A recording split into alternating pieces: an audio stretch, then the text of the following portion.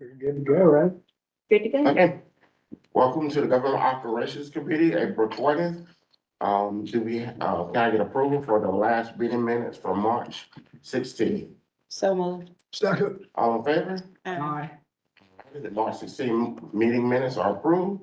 Now moving on to an old topic that we've been talking about and have discussed, voluntary rental registry. I kick it off to staff. Sure. Well, so at our last meeting, we walked through with you the types of outreach and activities that are being done through code enforcement and housing and community development. And also talked a little bit about what the law says and somewhat binds our hands for rental registries.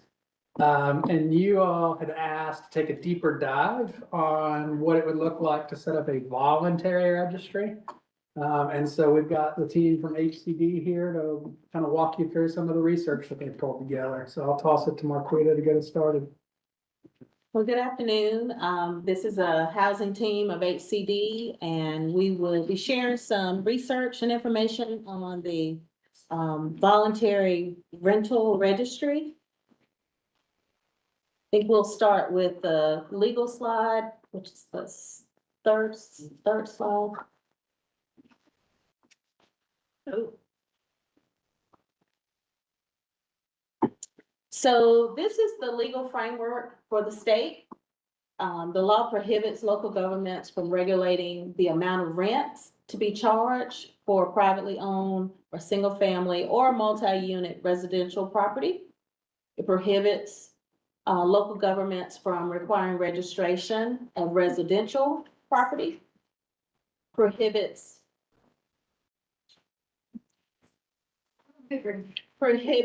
local governments from investigating or inspecting residential properties unless there's a probable cause that is believed that it has been in violation of the local codes. And also, it does not allow government intervention in disputes between landlords and tenants.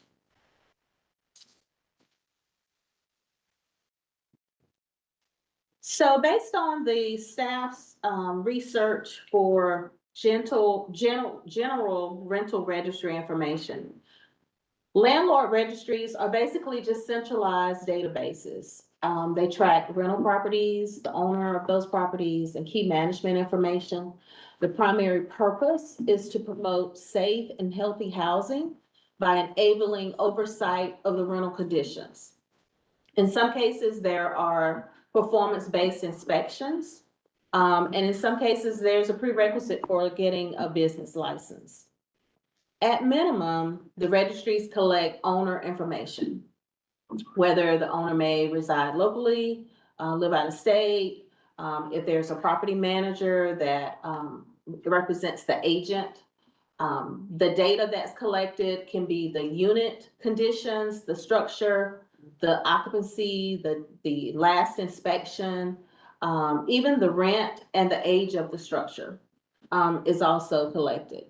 Most successful registries support just the safe housing and the housing conditions, code enforcement, as well as communications between local governments and the landlords. Sorry, 1 second, just need to share.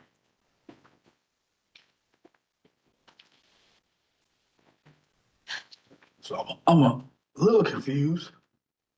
So we're saying on one end that it prohibits us from requiring registration, but then on here, It's voluntary. okay, and maybe we should say that, because it don't say.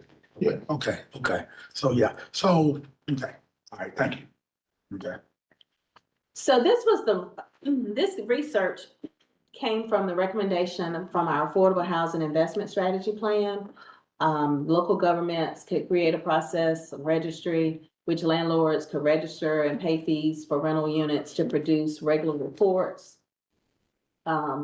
Those reports would possibly include updates and repairs, business license fees, etc. ACC Gov, if we were to consider establishing a voluntary registry, we would be looking at some sort of incentives for landlords to participate. And it would also take staff, and this says 2 to 3, but it's actually a lot more than that, to be able to maintain some sort of landlord outreach and registry. The components of that they recommended was the program design, just establishing guidelines to support funding for improvements, to promote landlords, to give them, highlight the incentives for funding programs that they possibly could use for repairs and renovations, voucher application process, that's more of DCA, the state of Georgia application process, and then inspections. And then the last one was to operate the program, to have a streamline of reporting systems, dashboards, things that you would use to basically track the landlord and provide updates based on those units. Data to monitor and evaluate the effectiveness of the program, as well as the participation rates, repairs, maintenance, tenant satisfaction, et cetera. Okay. So is that 2 to 3 HCD staff members, that'd be current staff members, or would you need It'd probably be additional, additional? unless we were somehow trimming the work of our housing staff, some programmatic area. Any other questions before we move on to other communities with existing rental registries? Okay, so I'm gonna ask Aiden to go over the next 2 slides. These are, one is a voluntary registry and the other one is this is a voluntary registry. Actually, this is the only voluntary registry. And you see it says voluntary-ish because of the fact that they're moving in the direction of mandating it. And just remember, Georgia doesn't allow mandated registry, so. Each state is different now. Yes, and so, this is just some research on Pittsburgh, Pennsylvania, and I'm gonna let Aiden talk about that. Sure. So like Marquita said, so this is looking at Pittsburgh, the only voluntary registry that we could find in our research. And again, it's really more of a pilot project for them to get this underway so that they can transition towards a mandatory program, which will require a lot more capacity to get all of those residential units registered. So this one is from 2024, so it's pretty recent. Really the intention is to try to just improve the health of Pittsburgh residents living in rental properties. There's no penalties or anything right now. The way that it works is that landlords, they register on a portal. As part of that, they pay a fee and then they schedule an inspection. So since this is tied to licensing and permitting, it's from the permits, license, and inspections. And so really right now in the phases that it's really to provide this framework so that they can set up their portals for people to apply and become part of this registry, their processes for doing these inspections. And so really the challenges right now is for them implementing it at scale. They're getting political pushback, legal pushback from landlords, and they're trying to figure out how to pivot towards full mandatory compliance.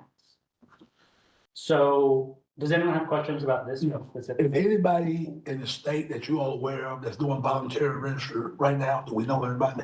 No, and the reason, and I'll say, based off of what we were able to find. So I reached out to JP, our tax commissioner, and basically he sent an email out to all of the communities that he has a list of and asked the question, does anyone have a voluntary rental registry?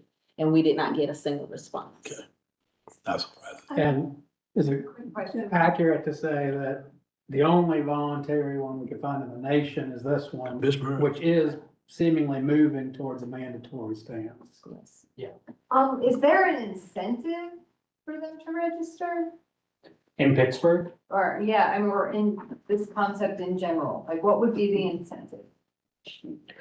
So different cities have some different incentives, but for the most part, there's not a lot of positive incentives. It's a lot of, penalties if you don't comply or you don't register or things like that. It doesn't make you eligible for certain funding sources, or it doesn't put you on a faster track for permitting, or none of that. So one of the ways that they do is through tapping into lead hazard abatement funds that cities will have grants for.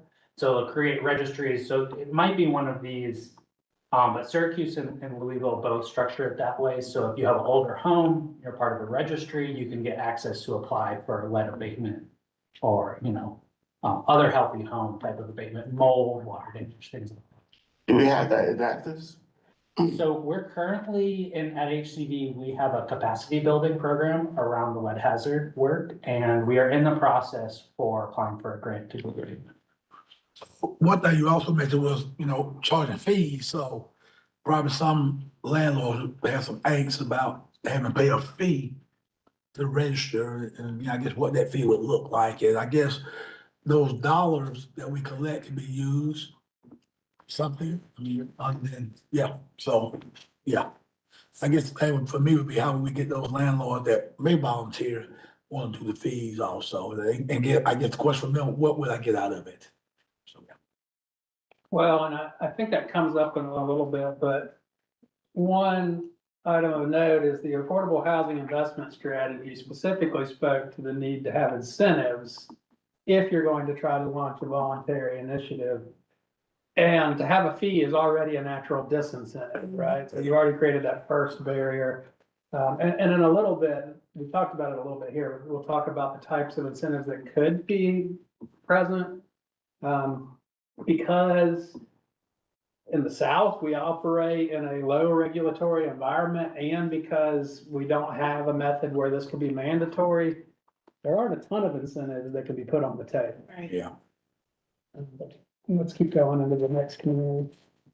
Okay, so this is Minneapolis. This is a mandatory registry, so if you are operating a rental property in Minneapolis, then you need to register with the state. So these are tied to their rental licenses. So every rental property is required to have a license. You have to be part of the registry to get the license, and it requires a proactive inspection. There's a couple other sort of standardization things they have in sort of their more general ordinances around this law to try to, do some more sort of support around rental housing, like making sure there's a clear criteria that everyone follows to screen residents, some cap on security deposits, some of these other things. One of the things that's unique about this is that they have a tiered licensing system. So if you're a property owner that has more properties, you're going to need to have more inspections, you're gonna pay a higher licensing fee. This has been a really successful program. They've gotten a lot of properties registered. It's been able to really help them have a more clear line of communication between the city and landlords to address certain problems that come up. It was especially useful during COVID-19 for Minneapolis. But it's also like this last point mentioned, and we've talked about, running these programs they take a lot of resources, they take a lot of staff capacity, they take a lot of time to implement well. And so they add another layer of complexity on the rental market. And that's something that happened in Minneapolis. Yes, Pat. But the benefit would be for the renter, right? Because this is gonna be, just not knowing about this program. Do you have any success stories from Minneapolis, from the renter perspective? I don't have sort of an anecdote of a story from someone necessarily, but I do think that it has helped landlord or tenants have a sort of more clear line of accountability for the landlords. Yes. This is for the attorneys. The rental licensing requirement, is that considered registration in violation of that Georgia code? There's a very good argument that having any sort of licensing requirements from foul of that statute in Title 36, that I think is on one of the earlier. But it hasn't been tested in court. I mean, That's my knowledge, yeah. my argument is, you know, renting a property is a business. Any business requires a license. Some businesses have required higher levels of licensing. Yeah, so I know we, like, all the hits and some conflicts and memos about those, for the cycles, and I would refer back to those, because I would ask that if, before the group decides to go that route, that you get our. Take a look at it.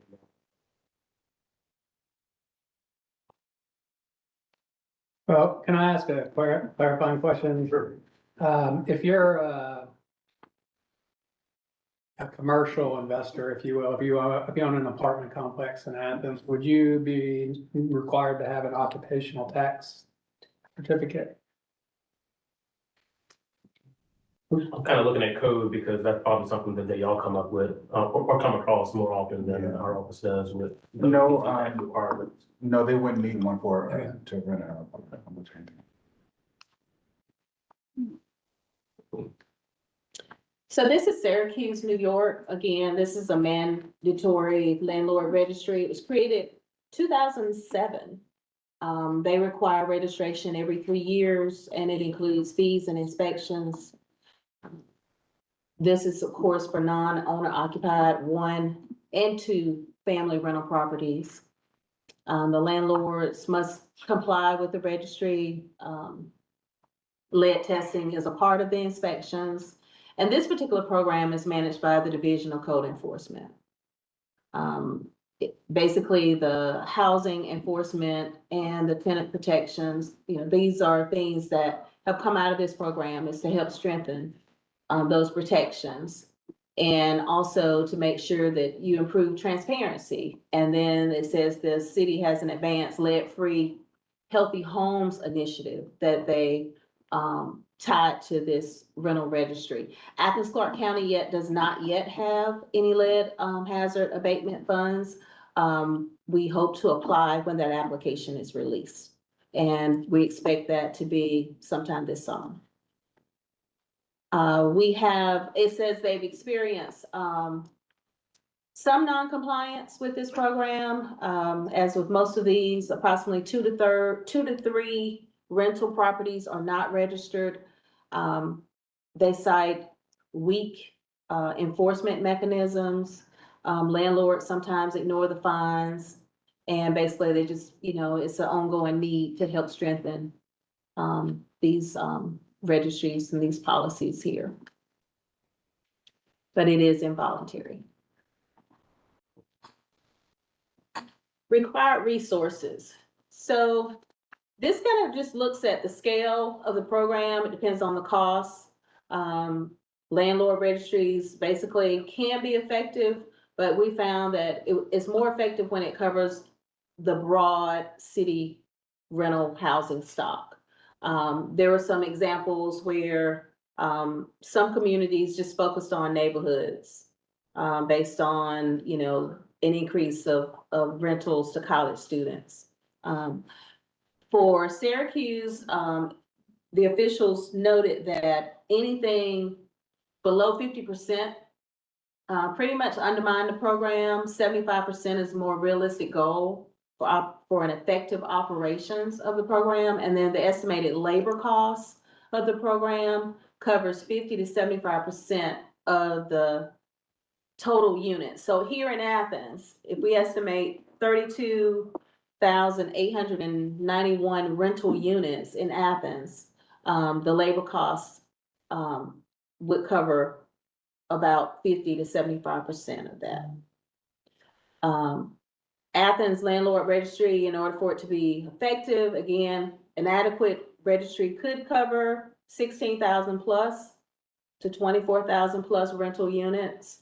It'll help, the cost will help defray, would be defrayed if there's existing staff that could take that on. But in most cases, we found it truly takes new staff to build a program from start to finish, as far as the guidelines, the design. And a lot of these registries are programs to say that, you know, whether it's a inspection program that's charging a fee or a business license program that's charging a fee, you know, it just varies from state to state, community to community. The estimated labor costs would be approximately 3 staff members, landlord incentives, actual hard costs for the actual assessment of the unit, the inspections, and then if there was funding for repairs. We didn't find many programs that was actually doing repairs. But the costs annually could be anywhere from $700,000 to $880,000 annually. I have a question. Would this be on firmer or legal ground if it were tied to zoning? If it were only applied to particular residential zoning? I'm interested in the RS zones that have rental property and student rentals. Yeah, I think we need a chance to look at that. I think the main issue I see as I sit here is kind of referring back to that section OCGA 36-74-30. It says, in no event may a local government require the registration of residential rental property. It doesn't provide any exceptions for particular zones, residential zones, or anything like that. So, I mean, effectively, some of these properties are functioning as boarding houses. We do have a definition of boarding houses in our code. Does that play into the design of a program where you are operating a boarding house, you need to register and get your business license and all that? Because they're, our code clearly, states that boarding houses are not allowed in some zones. In some zones, you could make with special use and, or that. Are they not in special use? I like how you're looking. Sure. I think there's still. That's a long time. No, that's fair. That's something we would need to look at, honestly, but my initial thoughts are, I think there's still an argument that boarding housing, though there's a different definition, it's still residential rental property. It is rental property that's being, residential rental property that's being rented out to people around the public. And so, and there's no, exceptions carved out currently under Georgia law for boarding houses or things of that nature. There are clearly rental properties that are in violation of our no more than 2. Yeah. That are functioning as boarding houses. I'm wondering if we could redefine that and work in a special use permit in those zones that would then effectively register them and apply for special use. Austin, can you give me that code again? Sure, and I think it's on the slides too, just for everybody to know, but it's OCGA 36-74-30. And I'm reading from subsection B, the pertinent language being that in no event may a local government require the registration of residential rental property. As I say that, I'm wondering if there's, I hear discussion about the incentives, which I think are very well intentioned. I'm wondering if there's an argument that requiring them to register to get the incentives could also implicate this potential or potentially violate the statutes. We just need some time to find that. And would it fall under gratuity clause? That's a very good point. Yeah. The incentives piece. Yeah, for sure. Could definitely be Yeah. a gratuitous issue. I know Laura's here, we have John on the line. Either of them may have some additional thoughts, I don't know. Bruce, is there a definition for boarding house in our code? Yep, and it's 6 unrelated people living in a residential structure. So it's not the structure that makes it a boarding house, it's the use of the structure that makes it a boarding house by our current definition. Which in a residential area would already violate a local ordinance to have 6 unrelated Correct. people. And we could change that definition. And we got some boarding houses though in residential areas. Yeah, I mean, we do have legally functioning boarding houses. Right, Done a couple of months. yeah, yeah. Little lady renting out rooms and it's fun. I wonder if they were to do special use, would it kind of make them like conforming though? I think I'm learning, but I could be learning in opposite directions. No, you're right. If a special use, you are right. If a special use is approved, then if they use it that way, they would be conforming with the code. Yeah. Would be But learning. they have to get approved, they Yeah. have to go through the process. and Right. Criteria. That's right. Cause we voted for some of these now. Yeah. That made it recently, where, There we go. and we had some pushback from the residents. And we have a handful of legal but non-conforming properties that are being used that way, especially in some of the older neighborhoods in town, where it just pre-exists zoning that there happened to be 6 bedrooms in that house. And so, that's a category of use that's going on. So I don't know if the complaints you're thinking of or the troubled properties, they may be illegal. I'm thinking of, special use criteria that, mandates on-site parking and fencing and things like that. So, Lessen the impact on the surrounding. and I would defer to Jack and Doug, but I think in practice, tracking down occupancy violations is a very labor intensive and doesn't have a high success rate when we actually carry through things through code enforcement. But dealing with the symptoms of overcrowding, I think it's easier work because you have the visual inspection that you can do to deal with those symptoms. The parking on the lawn, the refuse, the parking on the street.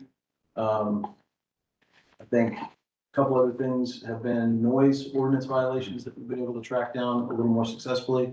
Yeah, I mean, I think, when we have a 6-bedroom house built, for example, there's no law that says you can't have a 6-bedroom house, but we do limit the amount of paving and the amount of parking. So for a family of 6, where you might have 2 or 3 cars max, there's plenty of paved area for the parking. So, but if you've got 6 people living there, then they all have cars, there's probably not room for parking. And that's where, I think that's one reason we have the front yard parking ordinance, is because if we see them parking off the improved surface, then we can go after them. And that's where we kind of go after the symptom of the problem and maybe not the problem. See, I'm more concerned about. Got a warning flag. Driveway. Oh, no. Parking truck on the yard. Well, and if we might, thinking about the charge of strengthening renter protections, the advantage of a registry, should we, let's say, be able to do one as a mandatory basis, is now you have actionable data about landlords and vacancy rates and maybe even rental rates.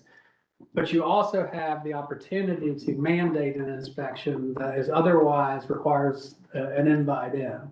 That doesn't exist in a legal context today. The state has said no go.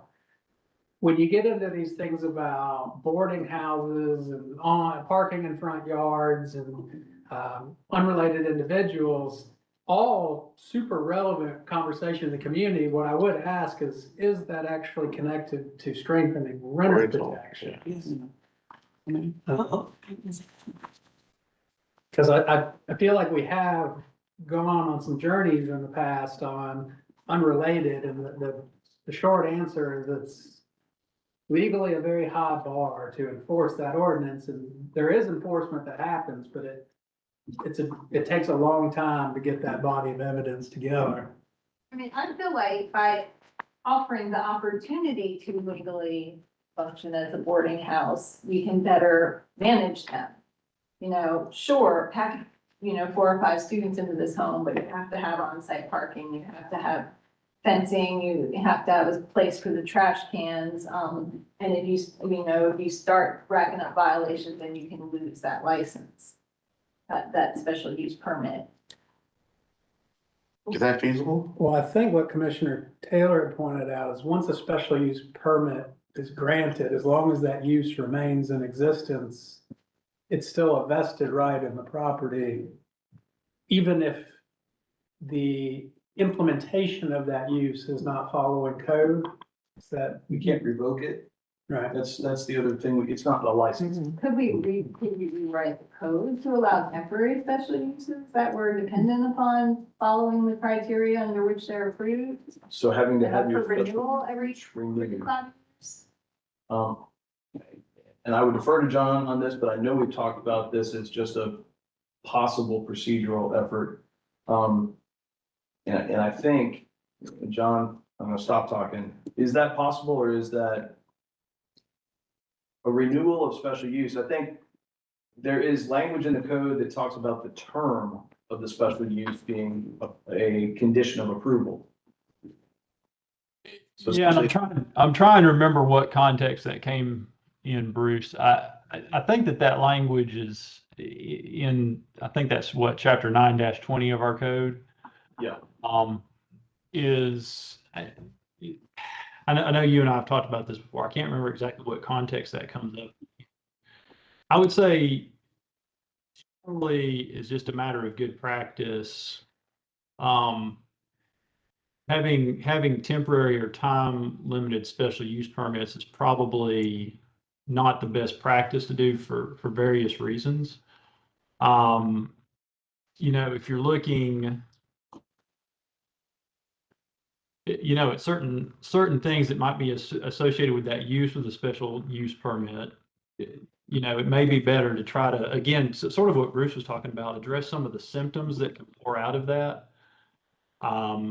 through other ordinances, utilizing code in that aspect. But I know we've always kind of been reticent to recommend that we do any sort of term limited or temporary special use permits. Yeah, one of the practical things has been it ups the ante on enforcement. So you're now looking at eviction. It does, but it also strikes me that special uses are very commonly tied to a business. And so to subject that to renewal makes the applicant themselves come before a varying elected body over time, which you could argue has some accountability, but also then if you just have a new commission that says, yeah, we're not really interested in that in our community anymore, I feel like that would probably be ripe picking for litigation if I was on the other end of that I mean, I could experience. see that renewal be staff-based renewal as long as they continue to meet the criteria under which Yeah. special use was approved. I don't see it coming back before an elected body over and over again. But when it comes to rental protection, so I can rent out my house now, I don't have to get a business license. Business occupation tax, I don't have to get one, right? Why? That is correct, based off of my conversation with finance. If you have 1 to 2 single-family rental properties, you don't have to get a business tax, Just 1 or 2, 1 or 2. but 3 or 4, Her exact words were, if there's 3 or more properties, if it's a brick and mortar, if it's making money, those were her exact words, then you should get a business. You should. Yes, but again, it's not mandated. How effective is the homestead exemption at getting a photo negative of what we're talking about in terms of rental properties? How many gaps are there where we have people that aren't claiming the homestead exemption that are owner occupants? Can we assume every property that doesn't have the homestead exemption is a rental property? So I did speak with, again, JP and Kurt in the appraiser office, and they said they use that as a guide, but it's not a given. Just because someone doesn't have a homestead exemption doesn't mean that it's rental property. Because it's not mandatory. Right, it's not mandatory, and, it could be a couple of reasons why they wouldn't have that homestead exemption. But they do use that as a guide. They basically said that the rental properties in Athens, Georgia, they pretty much know who owns the majority of those properties. And again, if you're paying your property taxes, there's no list of rental properties, residential rental properties, because that was my Pacific. Yeah. It seems like it could be at best a filtering tool, right? So when you register for your property and you go through the taxation, you have the physical address of the property, you have the mailing address of the owner. Well, if those things are separate, I think you could presume that it's a rental. Or if they're the same, then the next test would be, well, have they registered for a homestead? Because if they have, then they're self-affirming that is their primary residence, and there's some checks and balances to make sure that they haven't got more than one set up in that manner. If they haven't, there's still probably a subset of people, albeit hopefully small, who would qualify for a homestead and just simply haven't filed the paperwork. Well, if we can, let's pivot back to this, and then we can, once we get through HCD's slides, we can see where else the conversation goes. So for a voluntary rental registry, these would be some possible incentives, reduce code enforcement fines for participation of compliance, with compliance, the eligibility of a lead hazard, healthy home, abatement activities if we were to get additional, lead hazard dollars for the community. Eligibility of an established fund, repair fund. Not sure where those funds would come from, but basically to allow the landlords to be able to apply for these funds, and obtain, an inspection after those repairs are completed. And then free advertising, to the public about the rental registry and that they, have complied and it may, have some, rental potential, for their units.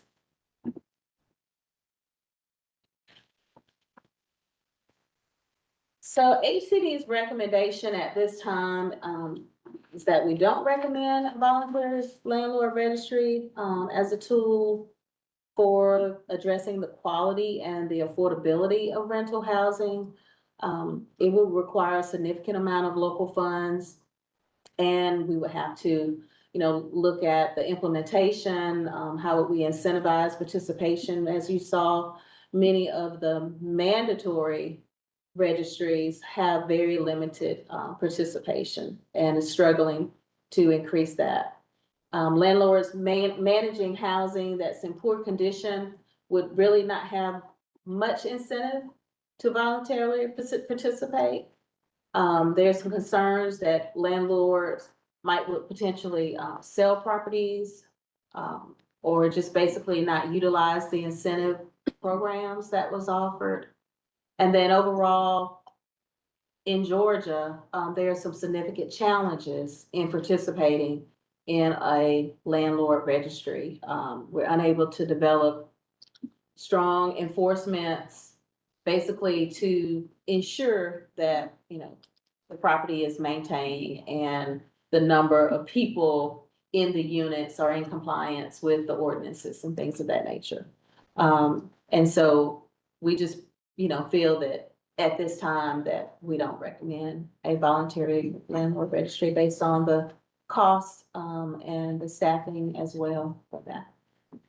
So one last note is, last couple legislative cycles, there has been legislation introduced to allow for rental registries. Has not gotten traction at the state level so far, but I guess one thing I would note, much like short-term rentals, these problems are not unique to only blue communities or red communities, and so there's a chance that those views could shift over time. Certainly, if there was an option to require a registry, you'd probably hear a different approach from staff. But absent that, it's probably gonna be very high investment of personnel and incentive-based resources, and it's unlikely to get to the bad actors, if you will, who have housing that we might be concerned about.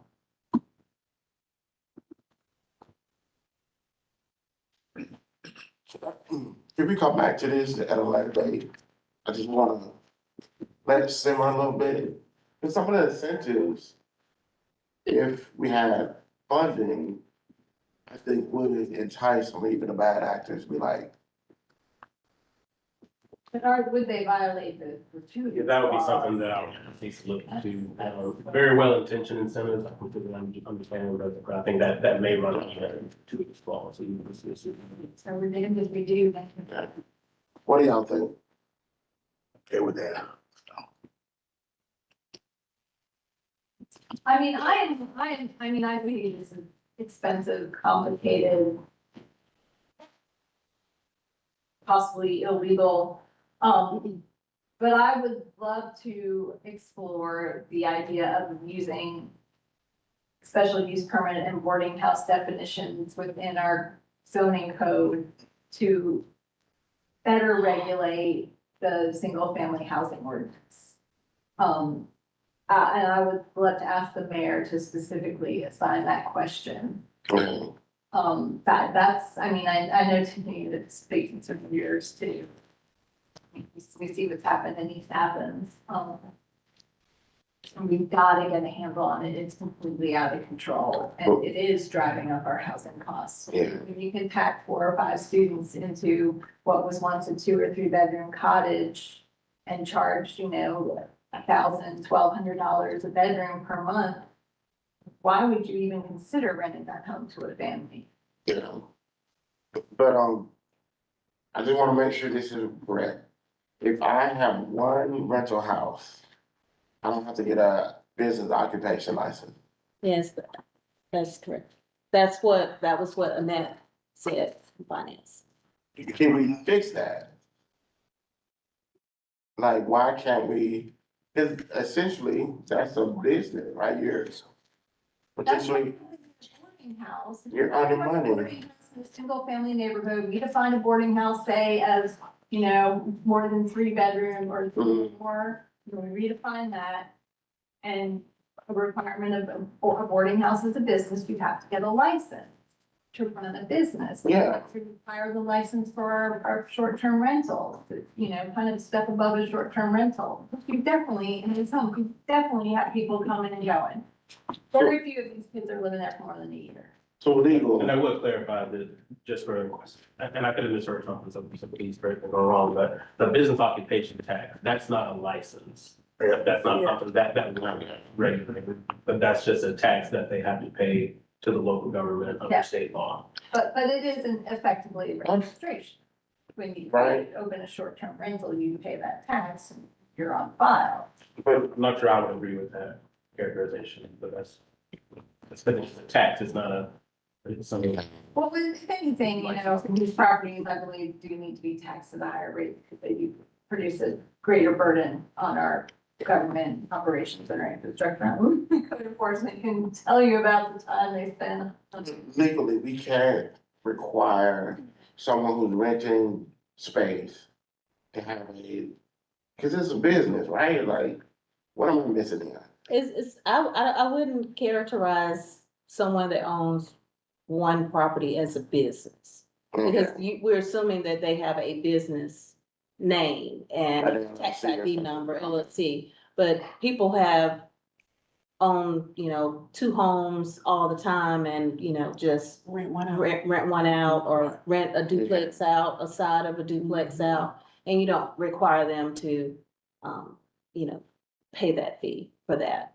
They're, using their personal social security number, not a business tax ID number. Okay. And when you get into requiring people who do have a business tax ID number, that becomes,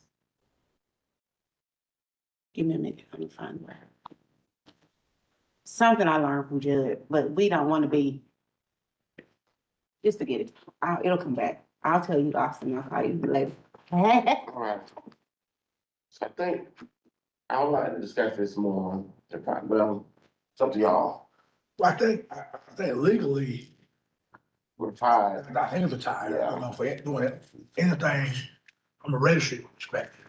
I think the best thing we can do, what we've been doing is try to enforce the code that's on the books and try to work from there, but I think our hands gonna be tied unless the legislators change something. Yeah. And that's what have to happen at the state level. Okay. Once on the local. So I don't wanna be this deal with, right now, I don't think we can do anything for local government to deal with this issue from a voluntary standpoint. I mean, be great if they would, but I think the only thing we do now is just sort of manage it and enforce the codes that we got and go from there. And one thing that I'm finding though, when I get phone calls from constituents, if there's a code violation, and I tell them what they need to do, then they won't do it, but they get nervous, they think the landlords can Put them out. put them out. They can't. I always tell them, I say, they can't kick you out if you make a complaint. But a lot of times that will happen. I get the call, and I say, this is what you need to do, and then they back off. So we really got to do some education around our community about their tenants' rights, what they can do. And that was the action y'all took in the last meeting, was to recommend some budget supplements for HCD and code enforcement, specifically to have more resources available on education. Yeah. Got a lot of books in my book. Yeah. And our next fair housing event is April 30th. It will be on tenants' rights. So that's a good opportunity to encourage people to come out to that evening event. Radio ads. All right, let's move, Yeah, I think. move on then. Well, for my clarity, so are y'all good just sending this out of committee with your prior recommendation? Or is there something that you're needing to research? Just pray for state legislators to change and maybe some miracle will come happen in the next session, but, we did recommend some budgetary recommendations at our last meeting for code enforcement, for more resources for education for the public. Yeah, you can't do the licensing and registry, it just, I mean, there's no point, and then the sheer cost, I know that even if you bring it up to the full American Commission for a budget, they're gonna deny it, so. I'd like to move that we, go ahead and pass this with no action, but with the, request from the mayor to further explore You can do that. the single-family housing ordinance, boarding house code zoning issue and see if we can start at least better regulating that issue.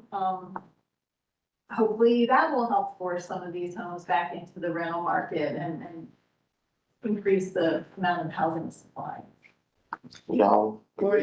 We'll get education from it anyway. Yes.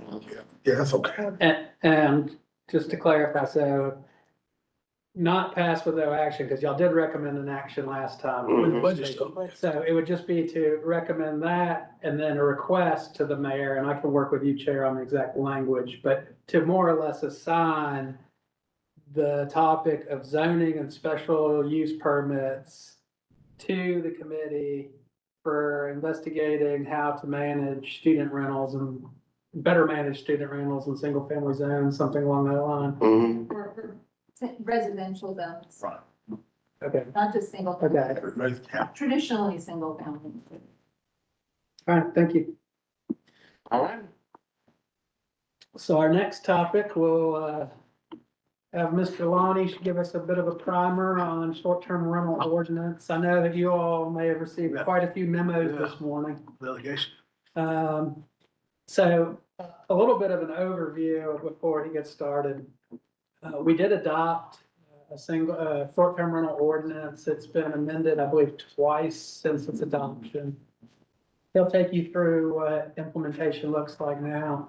Pretty soon after we were adopted, litigation was brought against us. At the local level, that litigation was considered and ruled in our favor, but it is pending a hearing before the state Supreme Court. So it's got an early answer, but not a final answer, might be the best way to describe that. And so part of what we'll do today is we'll talk through what the ordinance looks like as it exists today. I'll probably ask code enforcement to just talk a little bit about what code enforcement has looked like in the context of short-term rentals, and then from there may be some more discussion. So where does the music stop on our short-term rental ordinance? And that's what this summary is. It's on the screen. You've got it in your packet. So our short-term rental ordinance created a bunch of tools for us to be able, at the staff level, to say what a short-term rental is, how we're going to recognize them, ways to get permitted, and if you cannot get permitted or recognized as legal, then we take that next step with code enforcement action. But just to recap, the way our ordinance is set up, and this is slightly different than other ordinances around the state. We kind of took a fresh approach to this and broke it down for something that we felt like we could administer clearly and talk to property owners about how this works. But there are two types of short-term rentals that you adopted. One is a home occupation, and one is a commercial operation. The home occupation variation of it means that you have an owner occupant or a long-term tenant on site. And that short-term rental is being operated in a single unit on that same property with somebody who's essentially there and is accountable for that short-term rental. There is a way you can get a permit for that. It's our home occupation permit. We do those pretty much at the counter. It's not an onerous process to go through. And once you have your home occupation permit, as you would for any other home-based business, you take the approval of that permit and you go to the finance department and you get your occupational tax certificate. A commercial short, well, and I should say where those are allowed. So home occupation short-term rentals are allowed in any zone where residential is allowed. So RS says it's okay, RM says it's okay, AR, it's okay. Because you have somebody there who's responsible. We have a point of contact. If there's any problem, we have a homeowner or we have a long-term tenant that we can connect with. And that's state law too, right? No, No. that's just us. So commercial short-term rentals are different. That owner occupancy or long-term tenant is not required. So you could have something that's purpose-built just to be a rental. The last amendment that commission made was to no longer have the special use process for the commercial short-term rentals. So then we ratcheted back which zones that are allowed in by right. And so they're allowed by right in all of our C zones, so all commercial general, commercial neighborhood, commercial office, commercial rural. They're allowed in employment office zones, which is kind of like our office park zone. We don't have too much land in that designation. The institutional zone, IN, which isn't on the map at all, but it's in the code. And then AR. So in AR, we have kind of two flavors of AR right now. We have AR neighborhoods, which are subdivisions, things you drive by and you'd be able to recognize it as AR neighborhood. And then you have basically everything else. So in the everything else category, a commercial short-term rental is allowed by right. But if you're in an AR neighborhood, we're treating you as exactly the same as if you were in an RS zoned subdivision. So we're trying to level the playing field. So you can see listed in white, all the zones where a commercial short-term rental is not allowed. That was a huge policy shift. The other thing that is a feature of our program is the recognition of legal non-conforming short-term rental operations. And that was in the original version of the code and has hung in there with every amendment. The notion here is we had a moratorium, September 20th of 22 to September 19 of 2023. During that time frame, we had identified a number of properties that had short-term rentals on them, and we gave those property owners the chance to get registered as legal but non-conforming, with the understanding that it would sunset in a period of time. When this came through, there was an amendment proposed by our planning commission that was ultimately adopted to have that sunset period be 24 months. That 24-month period ends on March 1st of next year. So we're less than a year away of that sunset period timing out the way our code is written today. So what does that mean? Order of magnitude. How many of these do we have? In this presentation, we can go to the next slide, please. You've seen this heat map before, but it's worth showing again. So this is all of the short-term rentals kind of superimposed on a map of Athens-Clarke County. Next slide, please. That's our legal non-conforming. And if you toggle back and forth between the two, it's striking how similar they are. It is different data, trust me. And when you show the legal non-conforming, you'll see two little hot spots that are a little bit hotter down on the southern end of like South Milledge, close to the loop. So from our legal non-conforming standpoint, our distribution geographically is pretty consistent with the market we have. What is interesting is we had 711. So go on to the next slide, please. When the legal non-conforming list was first created, we had 711 properties recognized as having legal non-conforming short-term rentals. We also had, using some software data that kind of scrubs the internet for these postings, at that same time, we had 1,482 total short-term rentals.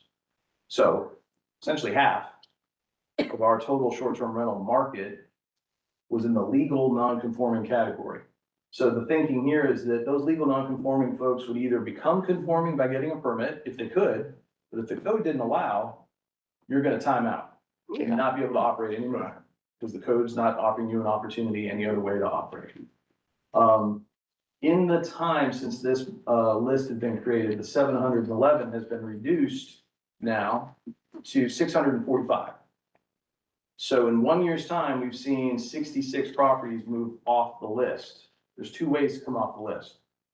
Either by getting a permit and becoming legal and conforming, or you've changed title of your property.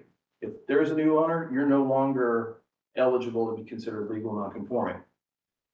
Not to hit you with too many numbers all at once, but 55 of the 66 came off the list because somebody sold their property. So what we've got going on is, if this pattern were to continue, 10% of that list is coming off every year, is what we're seeing with 1 year sample size. Is that a trend? I don't know. Hopefully more March of 2027. So let's talk about that. Last time we met as a group, we had planning commission and mayor commission get together and talk about short-term rentals in a joint work session last August. It was great. One of the things that was talked about was revisiting the sunset period. Is there good reason to do that? Should we keep it at 2 years? Should we extend it? Two of the timeframes for extension were, one was 5 years, one was 10 years. And the reason for that discussion was, what's gonna happen March 1st of 2027? Just play it out. So we got a little test of that this past spring, because we had about, I would say about 60 property owners kind of freak out and get their calendars screwed up, and they thought it was timing out this year. So we got a bit of a test, and there were a lot of people who were panicked, upset, and needed justification for what was about to happen, and were kind of demanding justification for what was about to happen. That alarm bell told staff, well, we need to start doing something on the front end that's proactive and sending letters out to let people know, which we were gonna do, but now we're really gonna do a little bit earlier. So that when March 1st hits, if we still have 645 properties, there are some multiple property, single owners, multiple properties. So it's not 645 property owners that are gonna come descending. It might be 500, might be 450, something like that. What's gonna happen?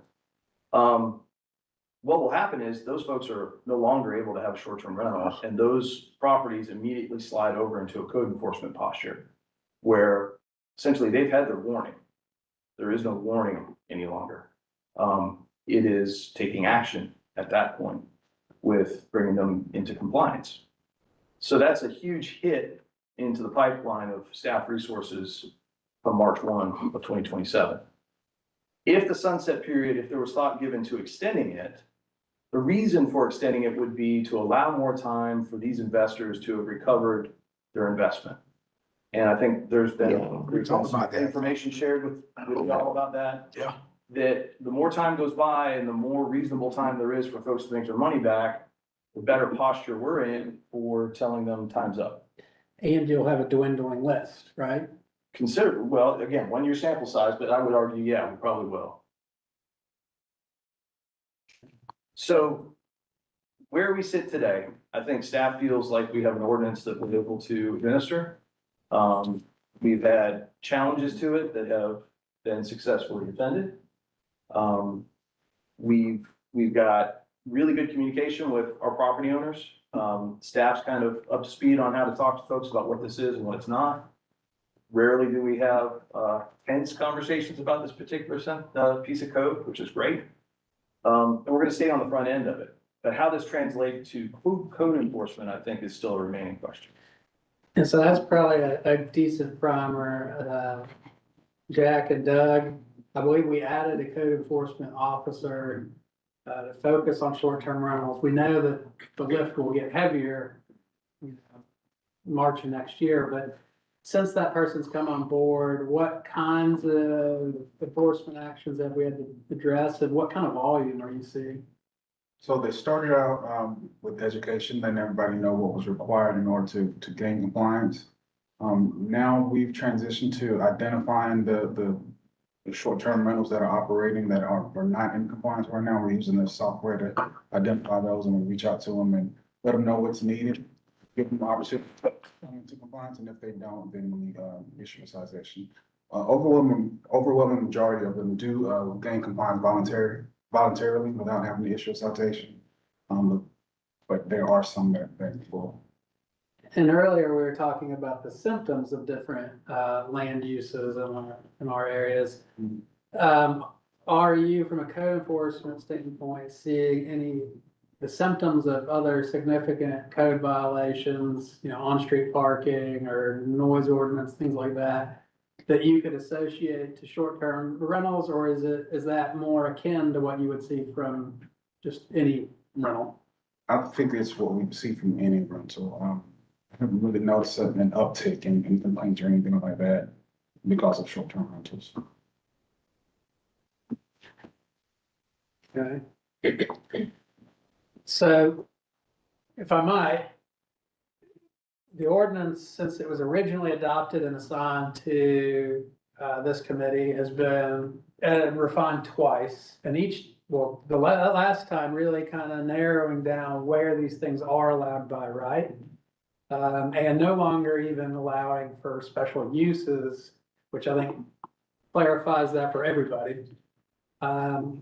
We do know that March 1st of next year, regardless of how litigation goes, would be a pretty big March for us.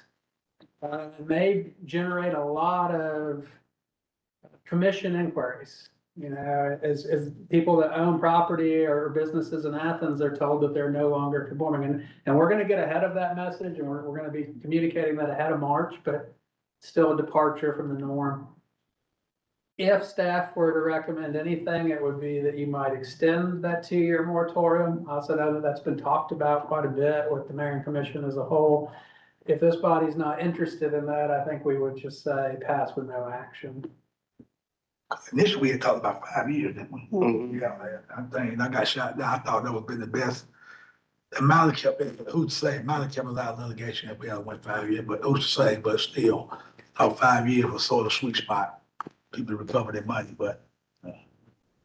So I've noticed a couple of the short-term rentals in my neighborhood for rent signs going up in the past month or two. That's good. Rental season, so I think that some folks are preparing for that March sunset, and trying to get them rented in August. So I think that some of the uptick you're seeing might be even more upticked by August. Is there any way to, take an assessment in August to see how many more Is that feasible? falling back into the regular rental market? We can check. I think where we were gonna take a read was after football season. We felt like if we got to the end of the calendar year and then saw what kind of movement we had, that would give us a bigger indicator, a better indicator of what our March is gonna be like, because I don't think folks are gonna let go until football season's over. Yeah, I mean, the ones in my neighborhood don't necessarily cater much to football season. So if we do pass with no action and just go back to the full body, and then we'll debate it again, right? Well, the full body could accept your recommendation for no action, or they could send it back to committee. I don't know if they could freelance an ordinance change on the fly. I think they maybe could be more specific about what they were hoping the committee would investigate. I mean, it would be a directive to the planning commission to amend the ordinance. They can't, they would have to come back through the planning commission for an amendment since it's in Title IX. So I like the 5 year. I like it. Yeah, I mean, I did too. I'm okay with it. I mean, my position on the whole thing has been, what were the problems here? You have the party houses, those tend to be multi-bedroom, larger houses. And also the idea that, these homes could serve as rental properties for families.